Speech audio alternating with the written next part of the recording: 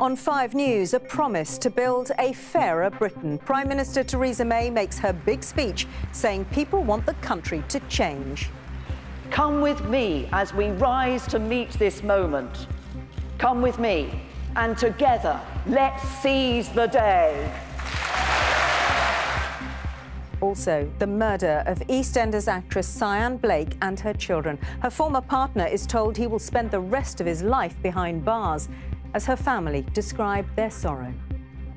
Arthur has robbed us of our dreams and aspirations. Everything we wished and hoped for Cyan and our precious boys. Nigel Farage takes charge of UKIP again after the party's leader quits. Hiding his face, but no hiding from justice, the undercover journalist found guilty over the collapsed drugs trial of the singer Tulisa. And simply incredible, the jogger who's run 401 marathons in 401 days. Hello and welcome to 5 News. I'm Sian Williams. She could hardly have made her message clearer. Theresa May set out her vision for her Conservative government today and promised they were on the side of ordinary working people. In her first speech to the Tory conference as Prime Minister, she said change had to come and that it wasn't fair that people found themselves out of work because of low-skilled immigration. And she attacked Labour, saying they were now the nasty party. Our political editor Andy Bell watched her speech in Birmingham.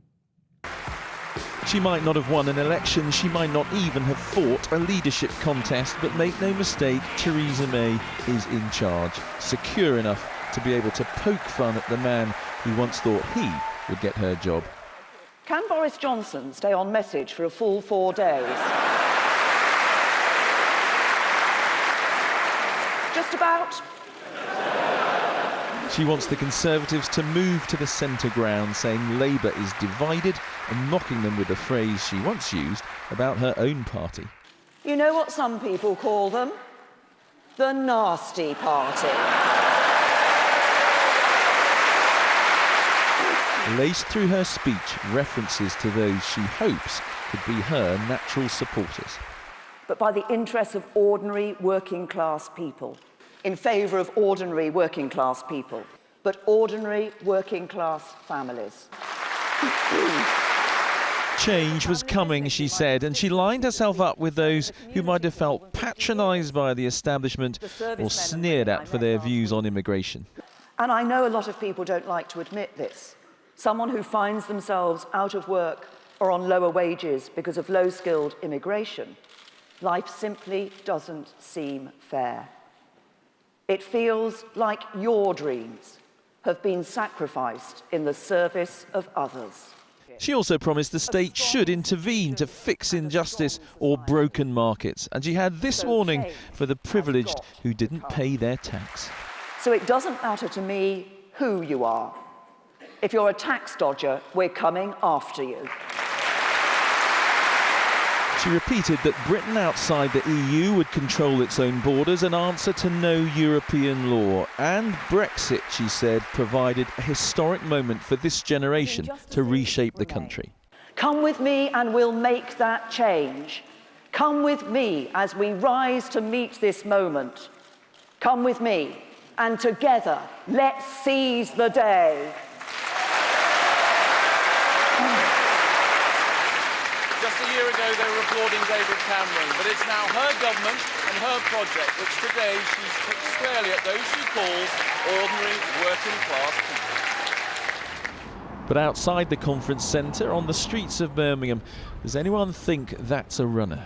She wants her government to work for ordinary working-class people, is what she's been saying. Do you think she can do that? See, there's the lies. I think that she's trying to get people on her side by saying that, when in fact she means the complete opposite. It is credible, yes. Why? Because she's a people's person, and she's trying to help and everybody. Britain's made up mostly of working class people, so if she can get into the working masses, then happy days. They are not the glamorous couple like the Camerons who preceded them, but with husband Philip, Theresa May believes she is closer to the instincts of those ordinary working class families, which she says will shape her government. And we heard the verdict from some of the people of Birmingham. Though, Andy, what's your view on what Theresa May said today? Well, this was never going to be a speech announcing policy, but what we heard was really her setting out the values which she claims are going to make her government tick, and that's why we heard so much about the values of those ordinary working class people, ordinary working class families, really I think trying to make a distinction with the government that came before. And also another area of real difference with her predecessor. She seemed very much more relaxed, very much more eager, in fact, to get the government to intervene, not only, as she said, to answer difficulties of injustice, but to intervene, for the state to intervene on markets that were broken, for instance, in energy markets, where she said customers might be being ripped off. So I think a real attempt to mark the difference with David Cameron. We've got the ambition laid out here, but there's no getting away from the fact that looming over everything that's been said by everybody, including Theresa May, here at this conference, is this shadow of Brexit, of just how Britain is going to leave the European Union. And while we've heard what she wants to do in other areas, it seems to me that in the end, her time as Prime Minister is going to be defined by how Britain gets out of the EU. Andy, thank you. The partner of the former EastEnders actress Cyan Blake will spend the rest of his life in prison for murdering her and her 2 children. Arthur Simpson Kent stabbed Cyan, 8-year-old Zachary and 4-year-old Ammon after she said she was leaving him. In a statement, Cyan's mother said he had robbed the family of their dreams and aspirations, everything they'd wished and hoped for Cyan and the boys. Julian Drucker reports. Those who loved Cyan Blake and her 2 sons the most say a piece of their family's soul has been ripped out and can never be replaced. The person who did such irreparable damage to 2 generations was Arthur Simpson Kent. Cyan's partner murdered them all after she said she was going to leave him. Today, moments after he was given a life sentence, police spoke on behalf of her family. Listening closely was Cyan's sister Ava and her mother Pansy. When loved ones are erased from your lives so horrifically, your life stops. We carry scars, knowing Arthur has taken what wasn't his to take in a despicable, evil and violent manner. Arthur has robbed us of our dreams and aspirations, everything we wished and hoped for Cyan and our precious boys.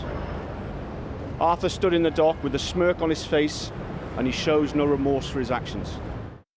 A former EastEnders actress in the early 90s, Miss Blake had suffered from motor neurone disease in later years.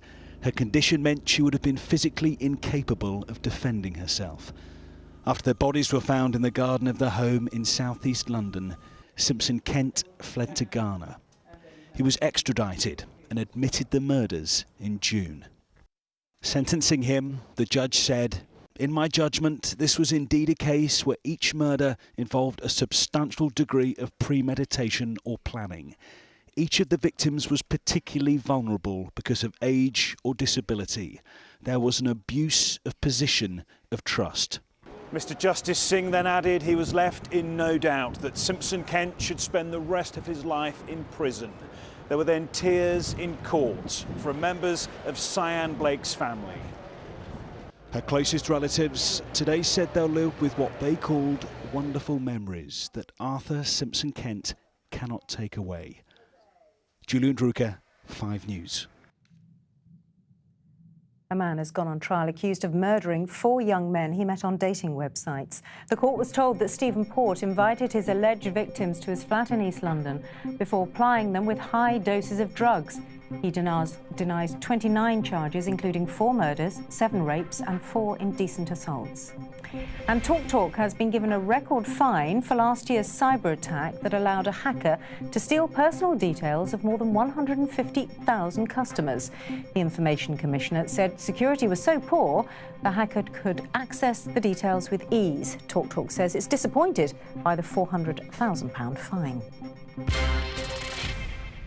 If you thought the recent Labour leadership race was riven with feuds and factionalism, take a look at UKIP, because Nigel Farage is back as leader.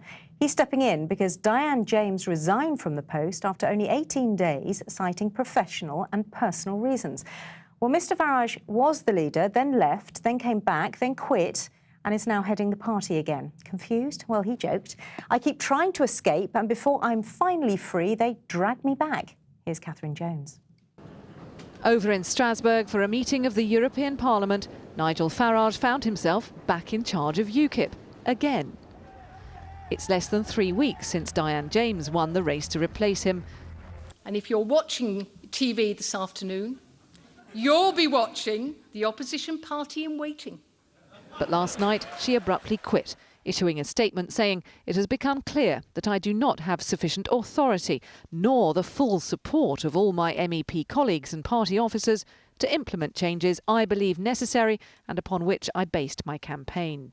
It's not the best of mornings, but it's not a disaster. It's not the end of the world. You know, we still have the UKIP brand. People know what we stand for. There are some this morning even saying that UKIP without a leader is still more electable than Labour with one. So it's not the end of the world.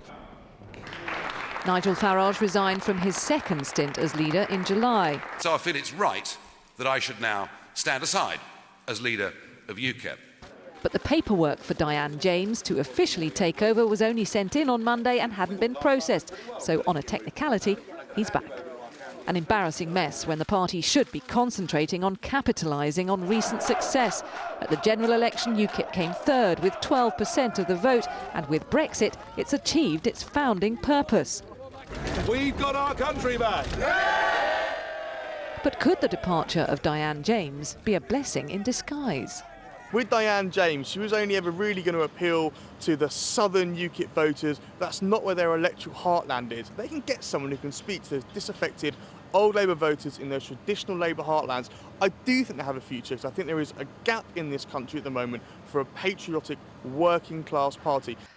The obvious person to achieve that is Stephen Woolfe, the northern working class MEP who failed to submit his application on time for the last contest. Tonight, another high-profile party member, Suzanne Evans, has confirmed she's considering it. Nigel Farage says he doesn't want the job again. As the last 24 hours have shown, he'll prove an extremely hard act to follow. Catherine Jones, 5 News. And still to come on the programme. The undercover reporter known as the Fake Sheikh is found guilty over his sting on Tulisa. And it's over at last. We're going to meet the man who's just finished his 401st marathon. All that and more after the break.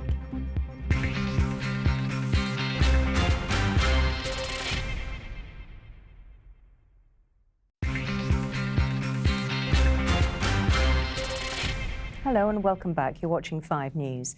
The undercover journalist known as the Fake Sheikh has been convicted of conspiring to pervert the course of justice during the trial of singer and former X Factor judge Tulisa. She had been accused of arranging for Mazia Mahmood to be sold drugs while being secretly filmed in 2013. But the court heard he had tampered with witness statements and the case collapsed. Simon Vigar reports. He's the undercover reporter determined to protect his own identity. This is how Mazia Mahmood arrived at court every morning. But the undercover reporter is now uncovered. The police have released this mugshot following his conviction for conspiring to pervert the course of justice. Mahmood, the self-styled Fake Sheikh, has been honoured and criticised for his exclusives over the years. In 2011, he was named Reporter of the Year for his exposé of rigged betting in cricket. But his downfall began with the collapse in 2014 of the trial of Tulisa Kontostavlos. The X Factor judge had been accused by The Sun on Sunday of setting up a drugs deal. I have never dealt drugs and never been involved in taking or dealing cocaine. The judge in that case accused Mahmood of lying, and the jury today has found him guilty of tampering with evidence. His driver, Alan Smith, was also a defendant in this case. Both men were accused of changing Smith's police statement so it was less helpful to Tulisa because they removed her remarks, which were critical about hard drugs. The men chose to not give evidence during this trial, which led the prosecution to say if they were innocent men with nothing to hide, wouldn't they be shouting it from the rooftops? Some of Mahmood's other sting victims are launching civil claims. A lot of people have had their lives ruined, their careers ruined, their relationships ruined. And yes, it gives them perhaps a closure on on what's happened and a way forward. But it doesn't undo the 20 years of their prime life being ruined. He'll be sentenced in 2 weeks. You're going to say sorry, Mahmoud? There was still no comment from Mahmoud as he left court. He liked to call himself the king of the sting. It turns out the last person he stung was himself. Simon Viger, 5 News. They are moments old, new lives born in extreme adversity. These babies were delivered on a rescue ship in the Mediterranean. The mothers had been heavily pregnant when they were picked up from flimsy boats, along with hundreds of other refugees trying to get into Italy. When you see the conditions they endured, you'll get an idea of their determination to find a new life, no matter the risks. Chloe Potter reports. Desperate people on a desperate journey. People crammed onto a rickety wooden boat, hoping to make it to a place of safety. Terrifying for anyone, but even more so for those heavily pregnant. Here, young children and a tiny baby are passed onto a rescue ship off the Italian coast. On board the rescue ship, an astonishing 3 babies were born. Helped by doctors, this mother can now rest. She is one of 10,000 people, mainly from sub-Saharan Africa, who've been pulled from migrant boats and rubber dinghies off the coast of Libya in the space of just 2 days. Some of them so young they may even have been born during the journey. One of the many volunteers described what just one of those 72 rescue missions was like. In this particular group, we had about 10 pregnant women and actually a child of 4 days old, which is always a joy to have on board, as sad as it can be. And the sadness of the trip, there were 7 who did not make it floating in a rubber boat, and we had to leave them at sea. On one fishing boat crammed with 1,000 people, another 28 bodies were discovered. While these people have been rescued, the stream of migrants displaced from their own homes because of war, persecution and violence continues. Chloe Potter, 5 News. Rescue officials in Haiti are struggling to reach areas that were badly hit by Hurricane Matthew. Winds of 145 miles an hour battered the Caribbean nation, killing at least 2 people and destroying thousands of homes. The hurricane is now heading towards the coast of Florida. The British songwriter Rod Temperton, who was behind some of Michael Jackson's biggest hits, has died.